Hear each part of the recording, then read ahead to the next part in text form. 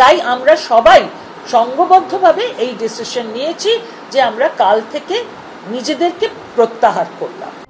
ফের টালিগঞ্জে অচলাবস্থা, শুক্রবার থেকে অনির্দিষ্টকালের কর্মবিরতিতে পরিচালকরা। যে 3 জন পরিচালককে ব্ল্যাকলিস্ট করে কাজ বন্ধের নির্দেশ দেওয়া হয়েছে, লিখিতভাবে জানাতে হবে তারা প্রত্যেকে তাদের প্রজেক্ট নির্দ্বিধায় যেন শুরু করতে পারে। লিখিতভাবে জানাতে হবে যে কোনো অবস্থাতে লিখিত বা মৌখিক নির্দেশে কাউকে ব্ল্যাকলিস্ট করা হবে না। কোনো ব্যক্তি বিশেষ নিয়ে সমস্যা থাকলে, কারোকে নিয়ে সমস্যা থাকতেই পারে, তার সংশ্লিষ্ট গিল্ডকে জানাতে হবে। সেই গিল্ড তার সদস্যদের নিয়ে ফেডারেশনের সঙ্গে আলোচনায় বসবে, কিন্তু কোনোভাবেই তার কাজ আটকানো যাবে না। এইগুলো হচ্ছে আমাদের শর্ত। ঘটনার সূত্রপাত সোমবার। অভিযোগ, ওই দিন রাতে আগাম কোনো নোটিশ ছাড়াই পরিচালক সৃজিত রায়ের নির্মীয়মান সেটের কাজ বন্ধ করে দেওয়া হয়। পরিচালকদের একাংশের দাবি, টেকনিশিয়ান এবং ফেডারেশনের বিরুদ্ধে কথা বলায় নাকি অসহযোগিতার পথে ফেডারেশন অফ সিনে technicians and workers of eastern ইন্ডিয়ার সদস্যরা। সূত্রে খবর, এরপর পরিচালকদের একাংশ বিরোধ সরিয়ে রেখে টেকনিশিয়ানদের বারবার কাজে ফেরার আর্জি জানালেও তাতে সাড়া মেলেনি। ফেডারেশনের মাথায় রয়েছেন তৃণমূলের দাপুটে নেতা স্বরূপ বিশ্বাস। তার সঙ্গে পরিচালকদের সংঘাত নতুন নয়। এর আগে ফেডারেশনের নিয়ম না মেনে শুটিং করার অভিযোগে পরিচালক রাহুল মুখোপাধ্যায়ের সঙ্গে কাজ করবেন না বলে জানান টেকনিশিয়ানরা।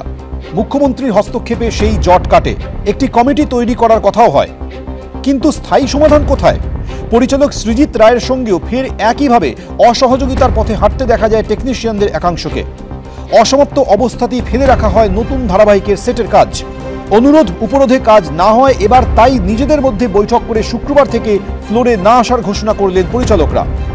যেহেতু আক্রমণটা সরাসরি আমাদের উপরে এসছে, আমরা বলছি আমরা আমাদেরকে ফ্লোর থেকে সরিয়ে আমরা আমাদের প্রয়োজনও নেই মনে হচ্ছে, আর দ্বিতীয়ত আমাদের সিকিউরিটিও নেই। যতক্ষণ না এই গ্যারান্টি তারা পাচ্ছেন যে তাদের কাজ আটকানো হবে না, এই গ্যারান্টিটা লিখিত থাকতে হবে। কারণ মুখ্যমন্ত্রীর কথা শোনা হয়নি। যতক্ষণ না অবধি তারা লিখিত গ্যারান্টি পাচ্ছেন যে কাউকে ব্ল্যাক লিস্ট করা যাবে না, মৌখিক নির্দেশ অথবা এতে, এই দাবিগুলো না মেটা অবধি সমস্ত পরিচালকরা সিদ্ধান্ত নিয়েছেন যে কাল থেকে তারা ফ্লোর থেকে নিজেদের সরিয়ে নিচ্ছেন।